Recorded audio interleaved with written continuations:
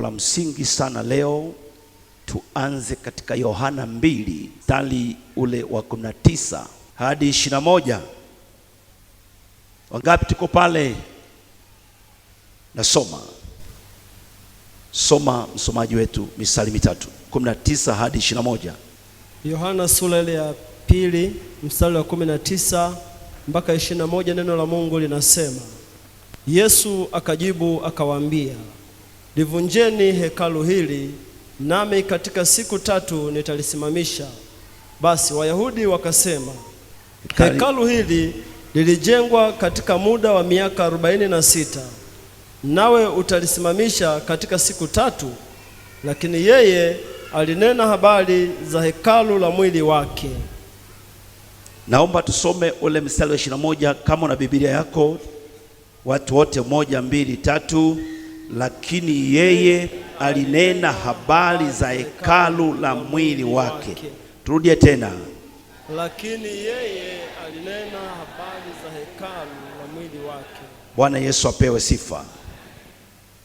Kwa wale ambao walikuwepo Jumatano, bila shaka walikuwa wamepokea kitu. Nilikuwa nazungumzia maskani ya mbinguni na maskani ya duniani, hekalu la mbinguni na hekalu la duniani. Na nikasema kwamba hekalu la mbinguni, hekalu halisi, ndimo Mungu Baba na moketi, ni makao yake. Lakini Mungu alichagua kukaa katikati ya Israeli kama taifa, akaamua afanye maskani katikati ya wanadamu. Biblia inasema, tazama maskani ya Mungu ni pamoja na wanadamu. Na Mungu hakai katika nyumba za watu, anakaa kwenye nyumba yake, anakaa kwenye maskani yake, inaitwa hekalu. Ndimo Mungu akamwambia Musa, nijengee nyumba nikae katikati yenu. Haleluya.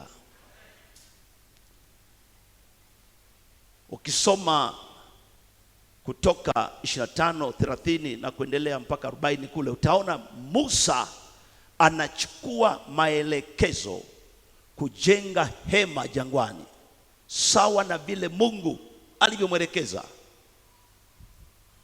Mungu anasema, tazama ukayafanye yote kama nilivyokuonyesha, kama nilivyokuambia kafanye vile vile, usipunguze. Mungu alimwonyesha na Musa akafanya.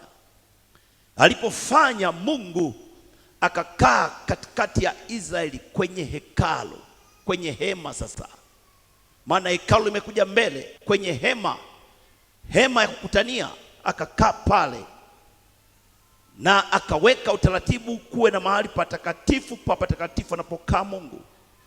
Pakawepo makerubi, lakini pakawepo patakatifu ambapo kila kuhani atafika. Mwisho kuna ua wa ibada ambako watu wataketi, na kule nje mataifa. Kwa hiyo hekalu la duniani kipindi cha Israeli ni makao ya Mungu duniani katikati ya Israeli. Ni mahali pa Mungu kudhihirisha uwepo wake kwa watu anaowaongoza taifa la Israeli. Alipotaka kuongea nao, wingu lilishuka, lilifunika. Wakati wingu liliposhuka, Musa na Haruni walikwenda na walipigiana taarifa waende kumsikiliza Mungu ni nini ameshuka ili aseme nao. Mungu aliposema nao, lile wingu likaondoka. Kumbuka, uwepo katika Agano la Kale ulikuwa sio unaodumu. Ile Shekinah glory inaitwa Shekinah glory, ni wingu lifunikalo na kuondoka. Ule uwepo haukudumu. Mungu alipomaliza kazi kuongea nao, aliondoka. Lile wingu likaondoka, akarudi kwenye makao yake halisi mbinguni, akabaki kwenye hema ya kukutania kama picha akionyesha bado anatawala katikati yao, lakini kwa mfano akarudi kwenye makao yake halisia, kwenye hekalu ambalo liko mbinguni, ambalo halijafanywa kwa mikono ya mwanadamu Musa. Ni Mungu mwenyewe ameliweka kwa nyumba yake milele. Haleluya! Bwana Yesu asifiwe. Haleluya! Bwana Yesu apewe sifa. Sasa basi, wakati Yesu anapokuwa, sitaki maandiko mengi, Yesu anapokuwa anaongea na watu hawa sasa Wayahudi, maana amekwisha kushughulika na hekalu, amekuta watu wanaouza njiwa, ng'ombe, vitu mbalimbali. Maandiko yanasema akawapiga wale wote waliokuwa wanafanya biashara za kuvunja fedha na vitu vingine, na wengine akawaacha wenye kuuza kondoo na njiwa, vitu ambavyo wakilisha unabii, akiwaambia, imeandikwa, nyumba yangu itakuwa nyumba ya sala ya ibada, lakini ninyi mmeifanya kwa nyumba ya wanyang'anyi. Akawatoa wote. Alipomaliza hivyo, ndipo walipokuwa wamemwendea, maana walijua tukio hili limeandikwa. Wakamwambia, tupe ishara, kama kweli ni wewe ambaye umeamuliwa kulitakasa hekalu, tupe ishara. Bwana Yesu asifiwe. Tupe ishara, tusisumbuke. Tupe ishara tu itoshe. Sasa Yesu anajua kabisa, kwa sababu watu hapa wameanza kuuliza ishara baada ya kuona Yesu ameshughulika na watu kwenye hekalu. Yesu akaingiza jambo ambalo leo nikufundishe. Bwana Yesu asifiwe.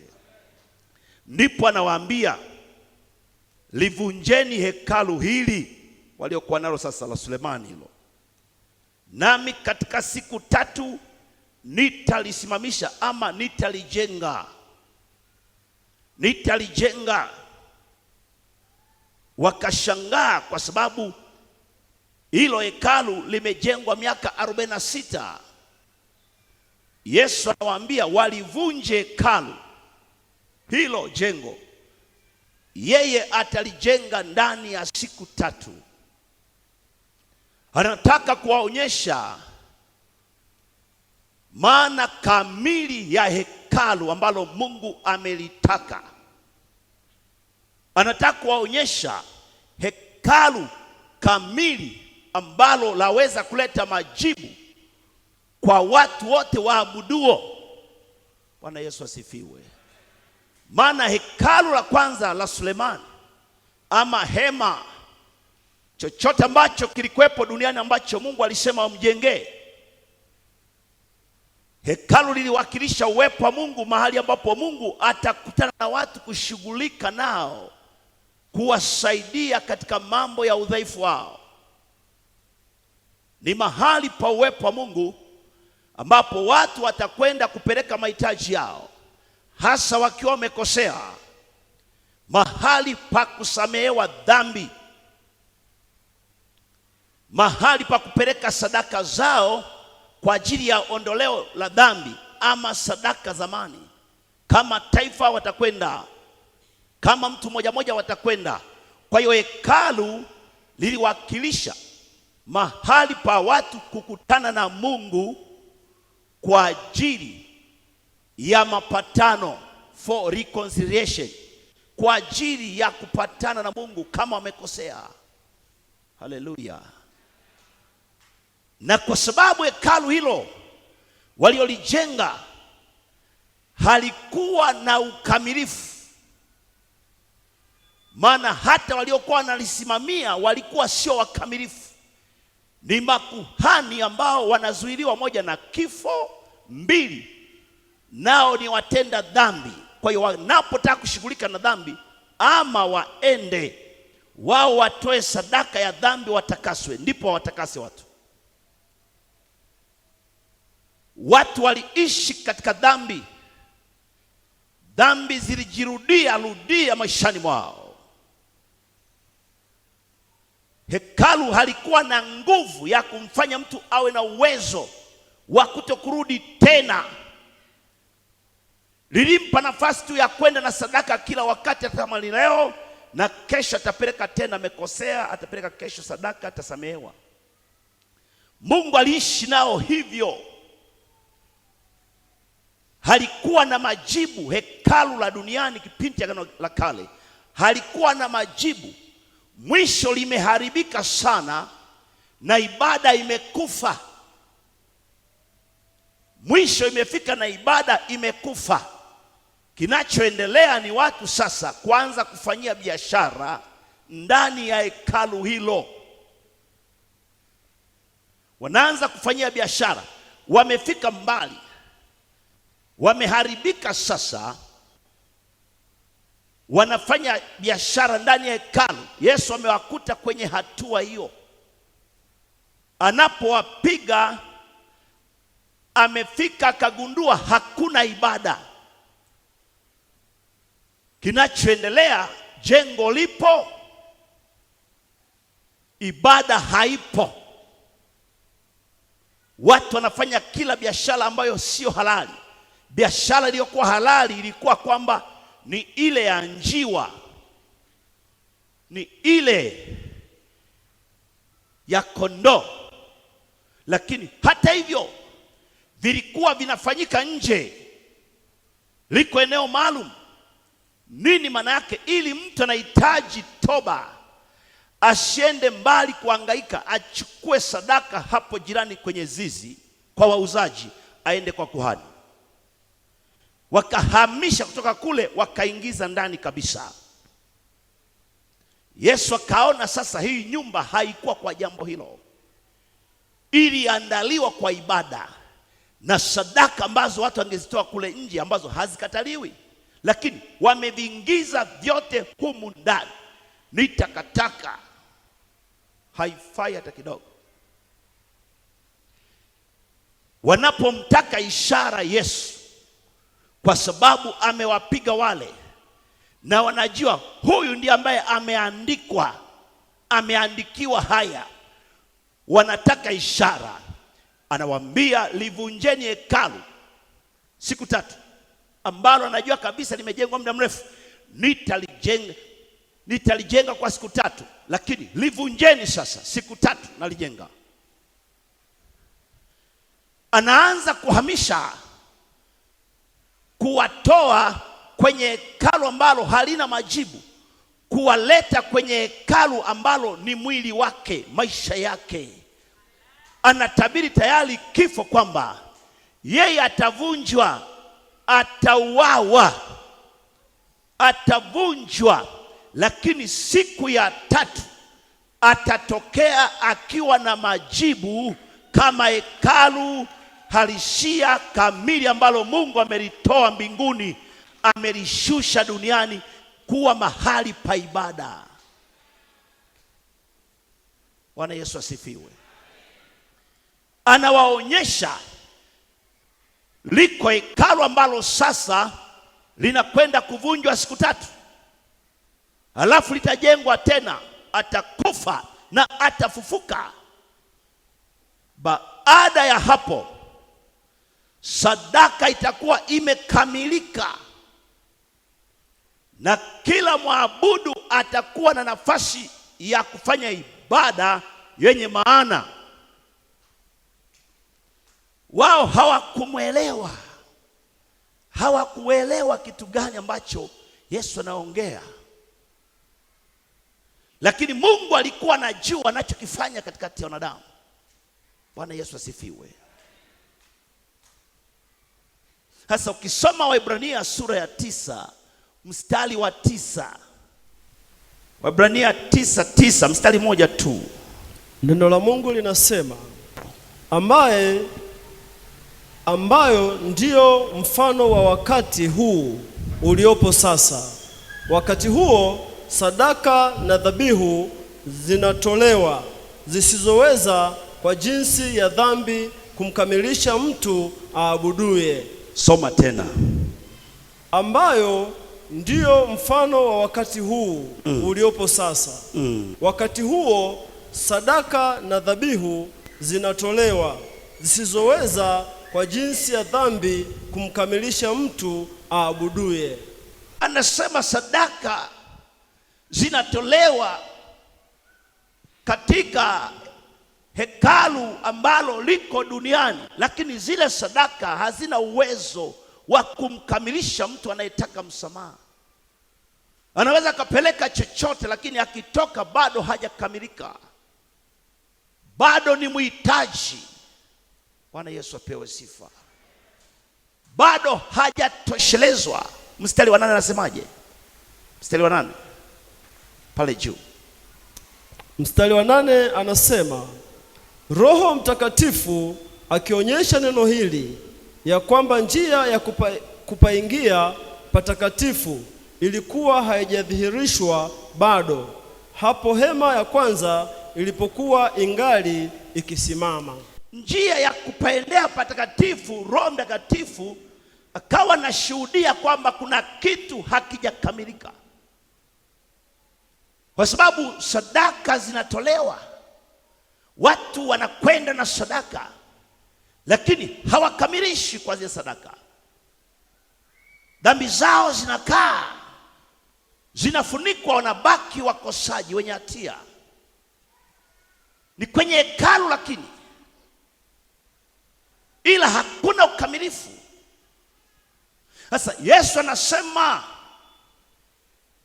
yupo hekalu asimamaye katikati yenu. Livunjeni sasa hilo hekalu, kwa sababu kwa wakati huu lazima hekalu livunjwe, alafu nilijenge upya. Hakuwa na maanisha yale mawe, yale matofali, ile jengo lao. Alikuwa anamaanisha wanakwenda kumkamata na kumuua. Anamaanisha kwamba atauawa, lakini atainuka kwa ushindi. Sasa Yesu kwa sasa ni hekalu la Mungu, mahali ambapo watu wanapokea msamaha wa kweli. Hekalu la kwanza watu waliingia kwa makuhani, walisamehewa kwa kosa hilo, lakini wangerudi tena baada ya siku moja au masaa, itategemea kosa. Ila Yesu kwa sasa ni hekalu, kwa sababu hekalu ni mahali pa kukutana Mungu na watu.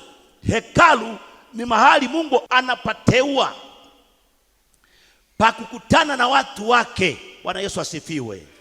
Bwana Yesu apewe sifa. Ni mahali pa kukutana Mungu na watu wake. Hekalu ni mahali ambapo Mungu atakutana na watu wake. Sasa Yesu baada ya kufa kwake na kufufuka kwake, kufa na kufufuka kwa ajili ya kuishinda dhambi, yeye hakutoa sadaka mara mbili, alitoa sadaka mara moja tu, ambayo ni mwili wake. Ndani yake kuna maji na damu kwa ajili ya uhai na utakaso. Damu inawakilisha uhai, maji utakaso. Kwa hiyo uhai wa Yesu uliingia mahali pa uhai wa mwamini, na maji kuziondoa dhambi pamoja na damu, maana viachana. Na Yesu ni hekalu, mahali pa mtu mwenye shida, mwenye dhambi, mahali pa mtu mhitaji aliyelemewa na mizigo na kusumbuka, atakapokwenda kukutana na Mungu. Sehemu katika Agano Jipya, mahali pa kukutana mwanadamu na Mungu, hakuna sehemu nyingine, kwa maana ya msamaha wa dhambi. Nisikilize, kwa maana ya msamaha wa dhambi ni sehemu moja tu ya makutano ili mwanadamu aambiwe imekwisha, ni ndani ya Kristo Yesu.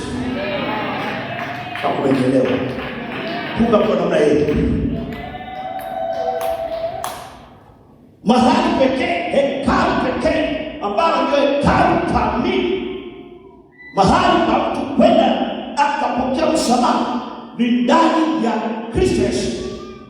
Neno linasema hakuna wokovu katika mwingine awaye yote. Hakuna mtu yeyote, hata kama imani yoyote akukolea unapofundisha. Nimewahi kukutana na rafiki yangu wa shule ya sekondari, nilikuwa nashawishika jinsi ambavyo anaongea maandiko, yani nilikuwa namshangaa anaongea maandiko. Biblia iko hapa, tunasoma naye sekondari. Nikasema hii ndio imani, maana nilikuwa napenda maandiko. Tulipofunga shule nikamtembelea kwao kwenye jumba la mfalme,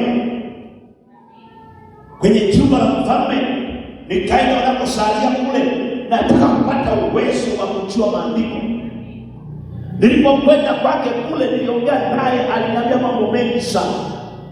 Alikuja tu kunitibua kipengele kimoja. Nilikuwa sijaokoka, ni mwanadini, lakini nilikuwa natamani kuokoka. Yote aliyoniambia nilikuwa ninachukua. Alipokuja kunitifua, aliposema usiwasikilize walokole, hakuna cha kuokoka wala ulokole, tukaishia hapo. Sikuwahi kumtembelea tena, na maandiko yake mengi nikayafuta, kwa sababu nilikuwa na idea kwamba Yesu peke yake ndiye njia ya mtu kusamehewa dhambi, wala sio maandiko.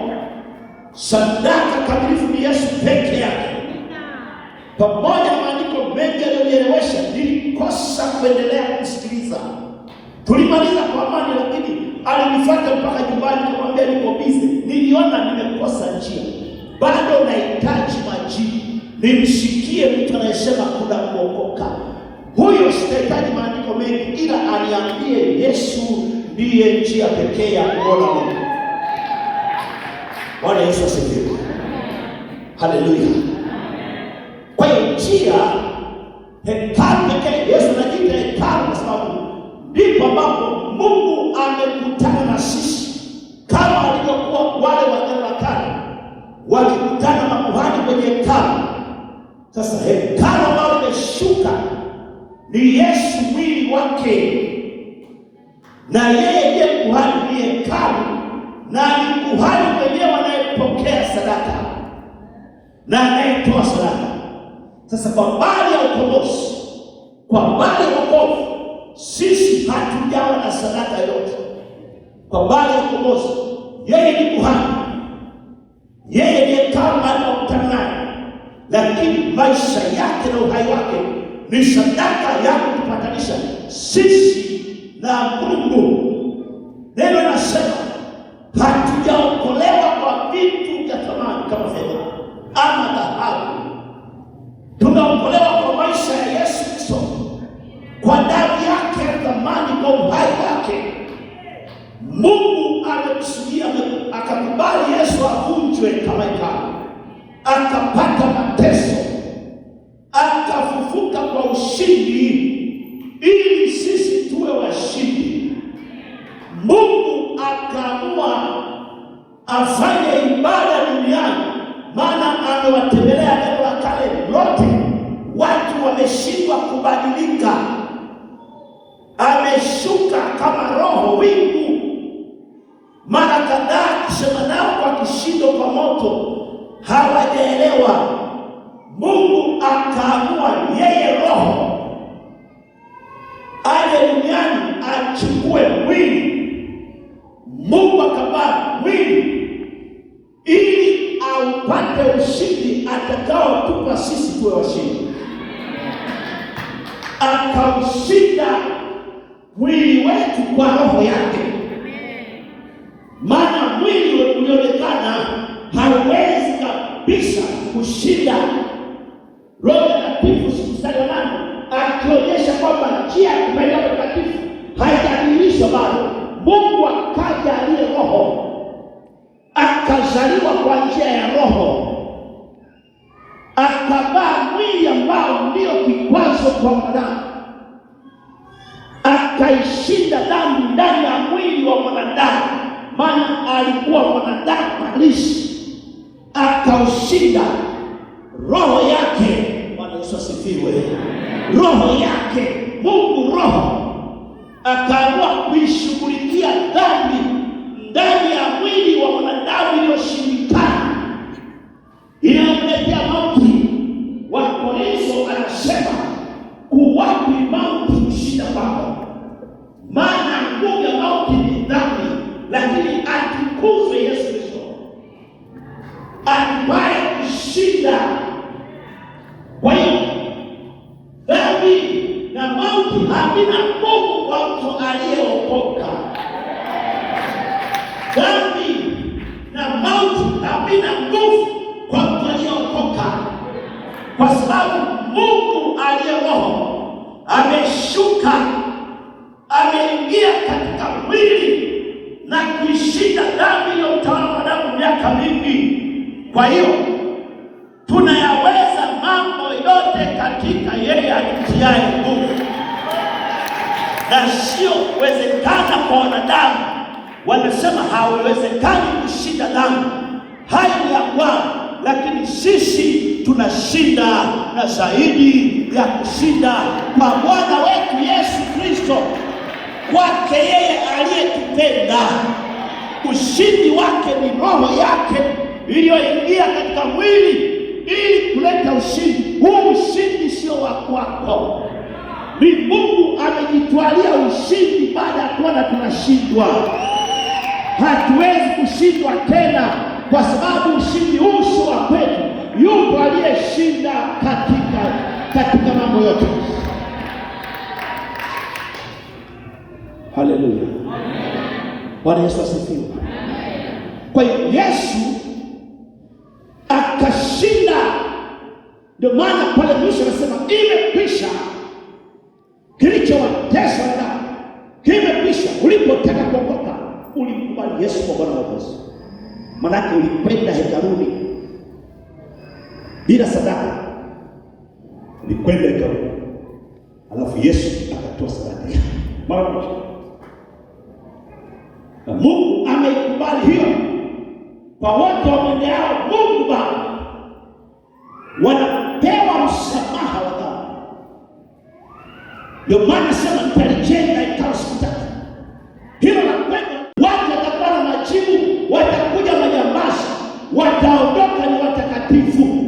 Yesu amefanya kazi kubwa ya kushinda yasiyowezekana, ya kushinda yasiyowezekana, ya kushinda yasiyowezekana. Kilichokuwa vitisho ni dhambi. Dhambi ni vitisho miaka yote zamani, lakini alipokuja Yesu peke yake, anasema mwana wa Adamu, yeye ndiye anayeweza kusamehe dhambi, maana ameishinda, haina nguvu tena. Anasema dhambi haitawatawala tena, inayopatikana kifo. Kifo manake hukumu ya milele, kutokuwa na Mungu tena. Anasema dhambi haitawatawala, hatatawaliwa tena, maana atakuwa ndani. Yeye atakuwa ndio upatanisho. Sisi sote hapa tumekuja, Mungu ametupatanisha kwa njia ya Kristo Yesu. Tumekutana, hakuna mahali pa kukutana na Mungu. Mungu ni mtakatifu, hawezi kukutana mahali popote na mtu yote. Amekutana nasi ndani ya mtakatifu Yesu. Yesu ndiye mtakatifu, amekutana nasi kwa mtakatifu, kwa mtakatifu ni ndani ya mwili wake Yesu Kristo. Hilo ndilo ambalo Mungu amekaa ndani yake. Bwana Yesu asifiwe. Amen. Haleluya. Amen. Unanielewa? Mstari wa 10 hadi 14. Mstari wa 10, Waebrania 9:10 hadi 14. Mstari wa 10 anaanza kusema, kwa kuwa ni sheria za jinsi ya mwili tu, vyakula na vinywaji, ndio, na kutawadha kwingine zilizoamriwa hata wakati wa matengenezo mapya, Lakini Kristo akiisha kuja, aliye kuhani mkuu wa mambo mema yatakayokuwapo, kwa hema iliyo kubwa na kamilifu, kwa hema iliyo kubwa na kamilifu. Kama tunasimama dakika moja mbili itakapoanza, anasema hema ya Kristo ni kubwa na kamilifu. Haleluya!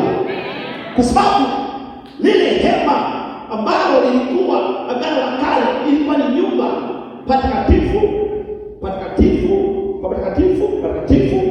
Huku ni ua na haukuwatosha, waliingia tu watu wachache, wasingeingia taifa lote. Lakini hema Kristo Yesu ni kubwa, ni kubwa. Wahindi, Waarabu, weusi, mataifa yote wameingia, na bado hilo hema halijajaa na haliwezi kujaa. Makabila yote, lugha zote, jamaa, tumeingia ndani ya Yesu Kristo, bado hilo hema halijajaa. Bado Yesu anasema, njooni kwangu ninyi nyote msumbukao, ingieni kwangu. Ingia ndani. Yesu hataki hata mtu mmoja akae ndani nje, anataka watu wakae ndani.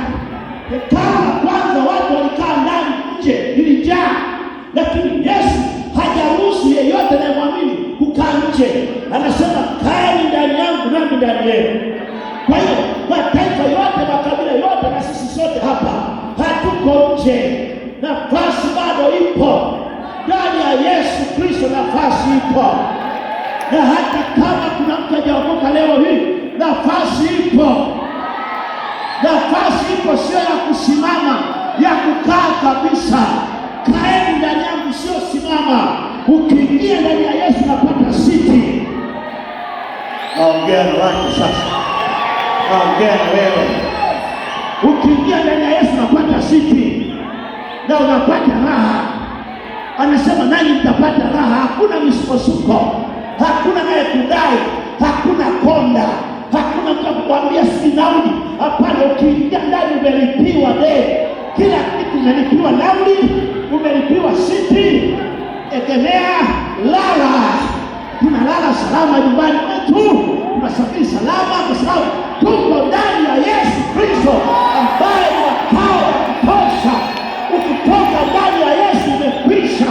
Na kuambia usitoke, usitoke. Kaa ndani ya Yesu Kristo siku zote za maisha yako. Maisha yako yatakwenda, mipango yako itakwenda, shughuli zako itakwenda, maisha yako yatakwenda. Utalindwa, utaponywa, utabarikiwa, utapewa amani, utapewa furaha, utapewa vicheko. Ndani ya Yesu hakuna atakaye kuonea. Maadui wote wameshindwa. Yesu Kristo ameshinda, na akasema, nimeshinda nanyi mtashinda. Kama uko leo hii, wewe ni mshindi ndani ya Yesu Kristo. Shetani asikusogee, shetani asikutishe, wala asikunyanyapae. Anajua ulicho nacho ndicho ambacho Bwana amekupa. Mungu amekupa Yesu Kristo kuwa ushindi wako, kuwa utisho wako. Amekupa Yesu Kristo kuwa dhamana yako. Hakuna wachawi wala waanga wala mapepo wala wanajimu. Hekalu la Yesu Kristo ambayo tumepewa na Baba ni hekalu salama. Ukisha kuja huku unakohoa, unaondoka haukohoi.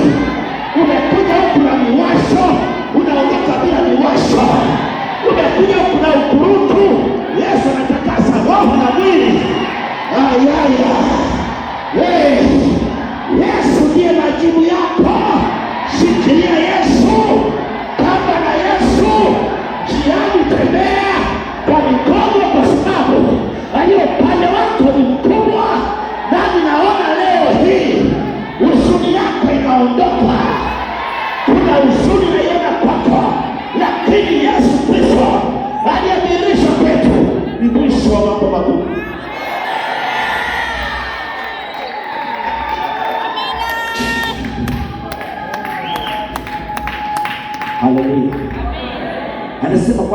kubwa na kamilifu. Hanijali. Yesu sio kawaida.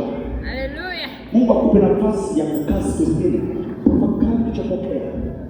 Kuna wakati mtu anapokea kitu ambacho hajui thamani yake. Unaweza kuangalia mtu huyu amepokea wokovu lakini hana dalili ya kuonekana anafaidika. Fika mahali ujue ulichopokea sicho cha kawaida. Mungu alichokufanyia kukupatanisha yeye na wewe kwa njia ya Yesu Kristo, hilo tukio sio la kawaida. Hilo tukio sio la kawaida. Tumekutana mahali ambapo mtu hawezi kuingilia agano. Maana kama mkikaa kwenye kikao fulani mnasema siri zilivunja, lakini sisi tumekutana na Mungu mahali patakatifu ndani ya Kristo Yesu. Ndivyo tulipofanya kikao. Hatutakaje, tumekaa ndani, tumejifungia ndani. Hakuna aliyekuwepo, wewe na Mungu tu. Na Yesu tu anapatanisha kwamba Baba huyo amesema amekosa, naomba umsamehe, alafu ukasamehewa. Nakwambia umesamehewa dhambi zako. Umesamehewa dhambi zako zote. Endelea kusoma. Lakini Kristo akisha kuja, sikiliza vizuri sana, aliye kuhani mkuu wa mambo mema, wa mambo mema yatakayokuwapo, Yesu, kwa hema iliyokubwa na kamilifu zaidi, isiyofanyika kwa mikono, maana yake isiyo ya ulimwengu huu, wala si kwa damu ya mbuzi na ndama, bali kwa damu yake mwenyewe aliingia mara moja tu katika patakatifu, akiisha kupata ukombozi wa milele. Kwa maana ikiwa damu ya mbuzi na mafahali na majivu ya ndama ya ng'ombe walionyunyizwa wenye uchafu hutakasa hata kuusafisha mwili, wala sio roho, basi si zaidi damu yake Kristo, ambaye kwamba kwa Roho wa milele alijitoa nafsi yake kwa Mungu kuwa sadaka isiyo na mawaa. Haleluya, haleluya. Itawasafisha dhamiri zenu na matendo mafu, haleluya, mpate kumwabudu Mungu aliye hai. Pigia Bwana Yesu makofi sana. Sijamsikia kabisa. Haleluya.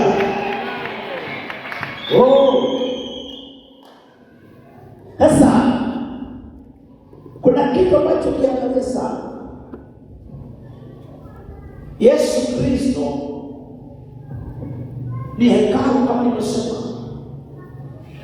lakini unaposoma maandiko hayo tena utaanza kuona kwamba hata mwamini naye anakuwa hekalu. Amen. Bwana Yesu asifiwe. Amen. Yesu ni hekalu na mwamini ni hekalu. Inakuwaje mahekalu mawili haya? Na kila hekalu lina sababu yake. Yesu kama hekalu ni mahali kwa wasioamini kukutana na Mungu kwa ajili ya msamaha wa dhambi. Lakini mwamini kama hekalu, haleluya, ni mahali pa kukutana na Mungu kwa ajili ya ibada.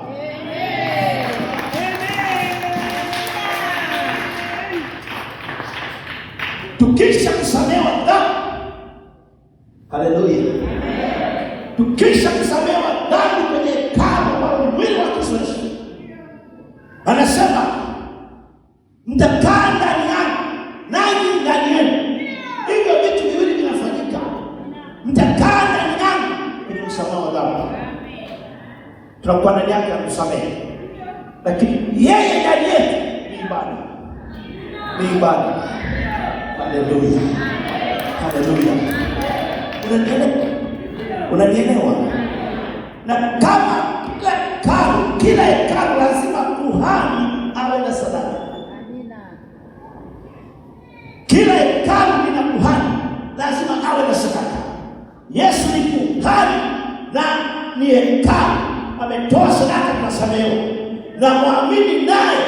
Kwa maandiko hayo ni hekalu na lazima pia ni kuhani, alafu lazima awe na sadaka.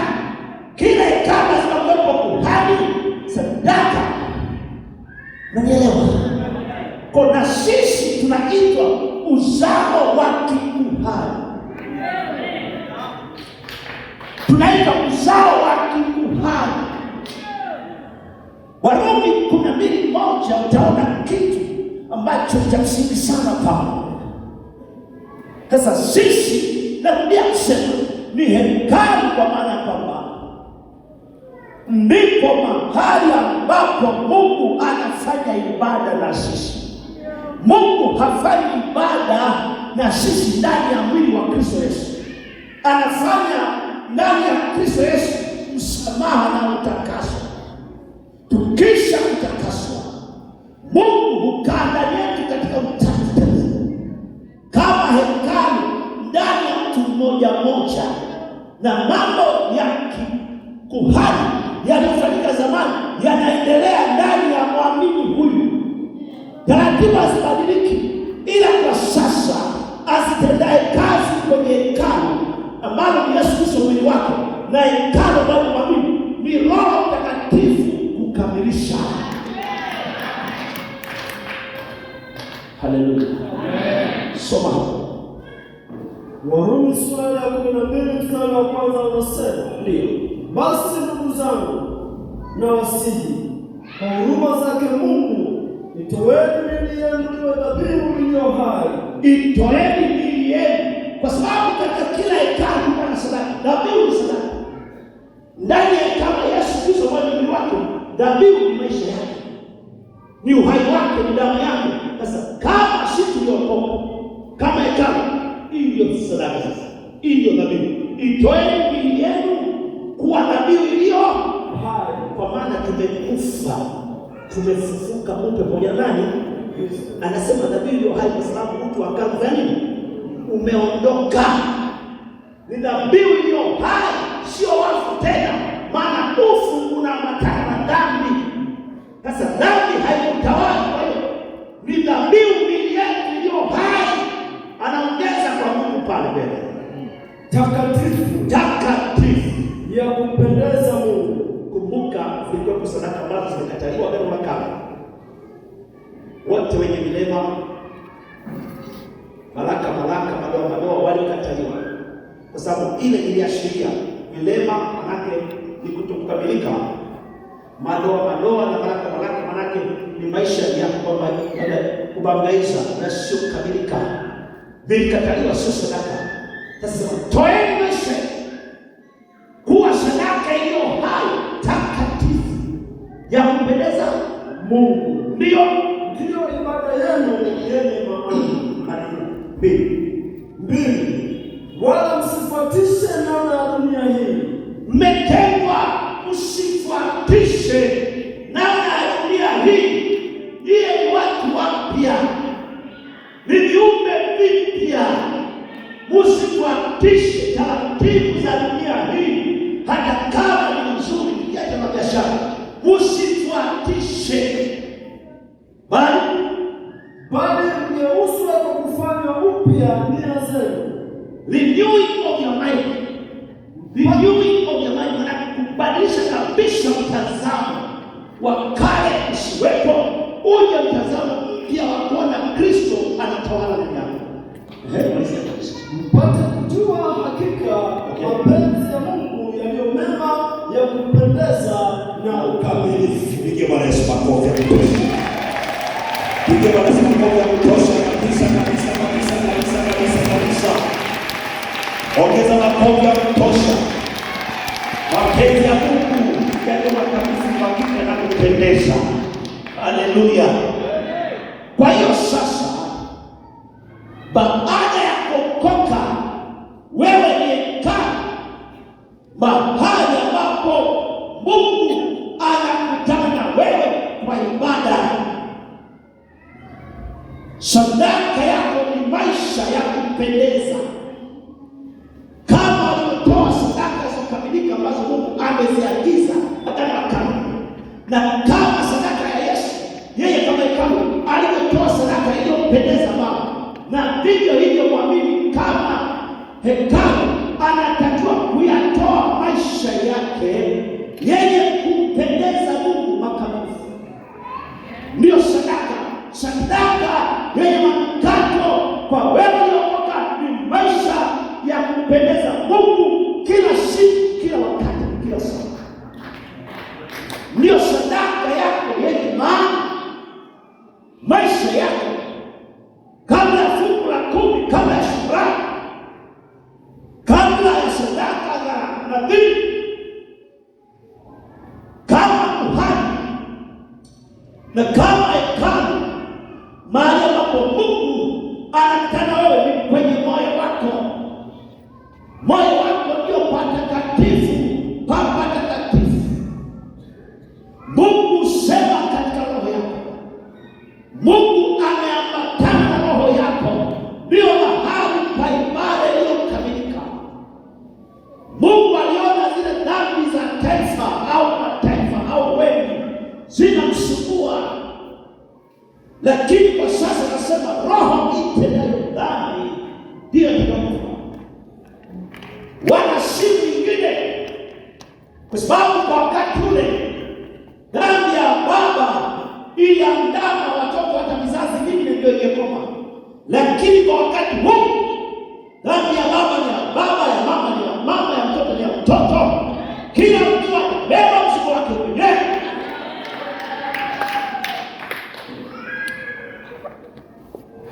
Sijui kama unanielewa. Yesu amefanya mambo mazuri. Mungu ametenda vitu vizuri. Imani yetu sio kusanyika tu, ni ibada takatifu inayopendeza Mungu mbinguni. Na kwa sababu akaima kama alivyokaa katikati ya Israeli, kwa wakati Mungu, nilikwambia uwepo wa Mungu wakati wa kale kwenye hema ya Musa ulikuwa unakuja kwa njia ya wingu, akisha kuondoka unaondoka, akisha kumaliza kuongea unaondoka. Lakini kwa wakati huu haiko hivyo. Wingu letu ni Roho Mtakatifu. Kama hekalu la Mungu anakaa, Mungu amehamisha makao yake mbinguni, na ufalme wake anasema, hakasema uko kule ama uko kule, uko ndani yenu. Ufalme wake ni yeye kutawala. Mungu amekuja kutawala, amekuja kukaa ndani ya maisha ya mtu aliyeokoka. Hahami dumbo usiku mchana, anakucha asubuhi, anajaa, anaumwa, yuko humo, anadumu mpaka siku ya mwisho atamchagua kwenda naye mbinguni. Kwa hiyo uwepo wa Mungu haututoshi. Yesu akasema kaeni mpaka mvikwe uwezo, mvikwe wingu, uletewe uwepo. Roho Mtakatifu amekuja kwetu, amefanya makao ndani yetu. Mungu anatawala, si kutoka mbinguni tena. Katika Israeli alitawala toka mbinguni. Leo hii Agano Jipya Mungu atawala kutoka mbinguni. Mungu anatawala kutoka ndani yetu. Mungu ameiweka sheria mahali pa utawala pana sheria, lakini Mungu ameishusha sheria yake ndani ya moyo wako. Humo ndimo anamotawala, humo ndimo anaongoza. Nenda kulia, acha kushoto, acha kushoto, nenda kulia, usiende kulia, soma mbele. Mungu anaongoza toka patakatifu pake. Kipindi kile aliongoza toka mbinguni, wakati huu anaongoza ndani ya mama huyu, kaka huyu, baba huyu. Kila mtu ni mahali pa Mungu kukaa na kufanya makao na kuongoza, na uwepo wa Mungu hauondoki. The presence of God is not leaving us. Hautuachi hata ukilala bila kuomba, uwepo wa Mungu hauondoki. Unajisikia tu vibaya, uwepo ni kuwepo Mungu ndani ya mtu. Kinachotoa Mungu ndani ya mtu ni dhambi tu, lakini si kwamba ulisahau. Hapana, wala sio na hatia. Mungu yupo ndani ya wote wanaoamini ndani yake. Ndio maana mapepo yatakuja, nguvu za giza zitakuja, wachawi watapanga vitu, mikakati itafanyika kwa siri, lakini watapanga, yatapanguka. Watamizia, hautapatikana. Wataroga, haurogeki. Yachukue mambo hayo, maana yupo anayekaa ndani yako. Yupo ambaye maisha yako ni ya kwake, maisha ya kwake ni ya kwako. Sisi na Kristo ni mmoja, yeye ni ndani yetu na si ndani yake. Alafu Mungu ndani yetu ni hekalu la Mungu. Maandiko yanasema mtu atakaye haribu hekalu, Mungu atamharibu. Maana maisha yako ni hekalu la Mungu, sio maisha yako ni nyumba ya Mungu. Ndio maana Yesu aliwapiga waliokuwa kufanya biashara kwenye hekalu lile ambalo halina majibu. Wewe ni hekalu lenye majibu. Hawezi kufanya mtu mzaha, hawezi kuharibu mtu, hawezi kukupia manyanga, hawezi kukupia majini, chuma ulete, hawezi kuiba pesa zako, hawezi kuroga na chini ukaingia chooni upeleze upose. Sisi tunaanguka chooni, tunainuka tukaposa, kwa sababu majini, mapepo, nguvu za giza na uchawi havina mamlaka. Yesu ndiye anayetawala toka ndani yetu. Hakuna jini ambaye atamtoa Yesu patakatifu pake. Biblia inasema sitakula meza moja na mashetani. Wanaona sasa peria. Shetani hana nafasi maishani mwako.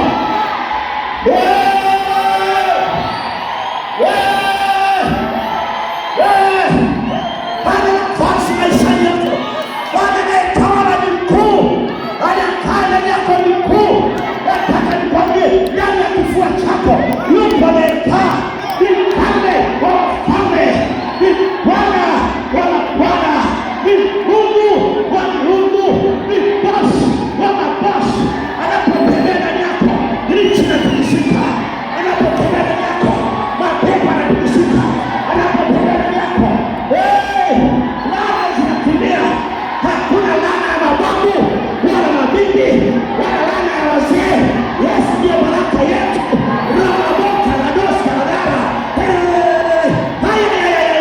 Wewe ni mbarikiwa, wewe umeponywa.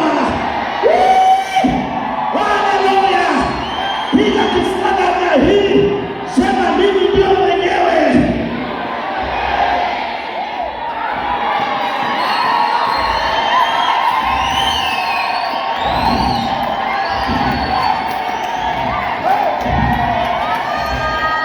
Ningesikia kama muziki kule, ningecheza kidogo. Haleluya! Piga mkono namna hii, kama roho ya Bwana iko chini. Ningesikia kama muziki kidogo, bado ni salala, lakini kazi tunaipiga. Hakuna kuharibikiwa, hakuna kuchanganyikiwa. Nakwambia Bwana Yeriko, kwa Yeriko, Yesu yuko hapa, Mungu yuko ndani yako. Kubali hofu, wasiwasi, Yesu anakaa ndani yako, Mungu anakaa ndani yako. Wewe ni hekalu. Piga mkono na hii, weka pashaka, mbasha. Naona nguvu ambazo zilikuwa zinakutisha zinaanguka. Ukiwa umesimama pale ulipo, kila mmoja wetu, ukiona injili imewaka moto, unasimama. Usikandamizwe. Shetani ndiye ambaye amekandamiza miaka mingi. Jifunze kusema hapa ndio kwa kujichukua. Ukiona injili inatembea, ukiona moto na waka, kama ulikuwa kuni mbichi, unajitupa kwenye tanuri, kwa sababu tanuri likiwaka hakuna kuni mbichi, unawaka. Kama ulichoka mchana leo, usichoke. Kama ulikatisha tamaa, ni shetani. Sisi hatukatishi tamaa. Kuna kitu cha ziada, kuna kitu cha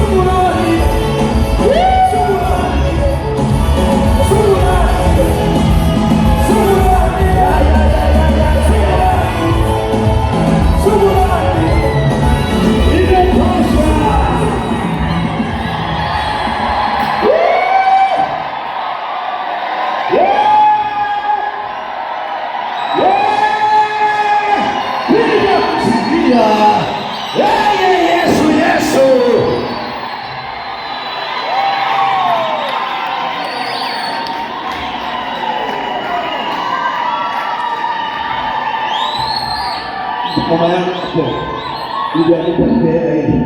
Mwambie mchungaji anakupa hiyo hela. Rekasobrarabasi. Kuna kitu ambacho kimenipaisha.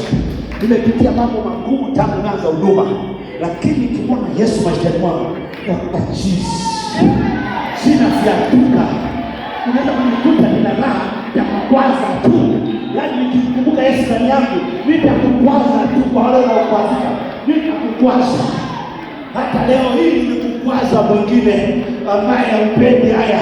Lakini nikwambie, haya ndio uzima wako. Usione Yesu kwa mbinguni. No. Usione yuko. Hapana, yuko ndani yako. Anashinda ndani yako. Anaweza ndani yako. Kila moja na vitu. Yeye yuko ndani, sitawaacha wala sitawapungukia. Tazama niko pamoja nanyi siku zote mpaka mwisho wa dahari. Ndani yangu, ndani yako. Unapokohoa una mafua, yuko ndani yako. Mwamshe.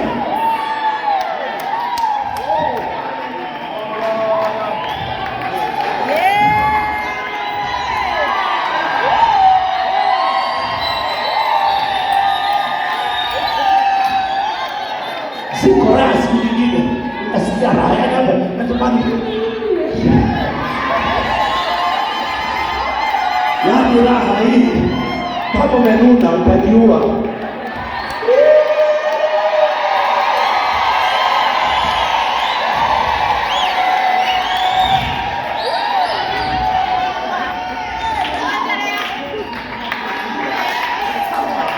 Na Mungu alikuita ufurahi namna hiyo. Mungu akupe furaha siku zote. Inua mkono wako pale ulipo. Napenda kumshukuru Mungu pamoja na mchungaji. Shukuru tu. Yaani kukutika kwa shukrani tu. Neema yako mbele yako. Asikukatishe mtu tamaa, shetani. Mungu asiniacha enzi na mamlaka asiwe na kitu cha kukupa. Amekupa Yesu, imetosha. Ni hazina, ni sadaka. Hivyo mikono yako kabisa popote ulipo. Na usitoke ndani yake. Kaa ndani yake. Anasema kaeni ndani yangu, nami mjeni. Kama tawi ndani ya mti, likikaa ndani ya mti litazaa matunda. Kaa ndani ya Yesu zali matunda. Maana atakupogolea. Ugonjwa wako ni kipimo tu. Ugonjwa wako sio mauti, ni jaribio. Hatuishi bila majaribu. Hatuishi bila majaribu. Hata mambo yanayokusumbua usione vibaya, ni majaribu. Hatuwezi kuishi bila majaribu. Majaribu tupa kukamilishwa. Ni jaribu. Nakwambia hutaangamia. Uwe na imani tu, hutaangamia. Yesu anataka kupima imani yako.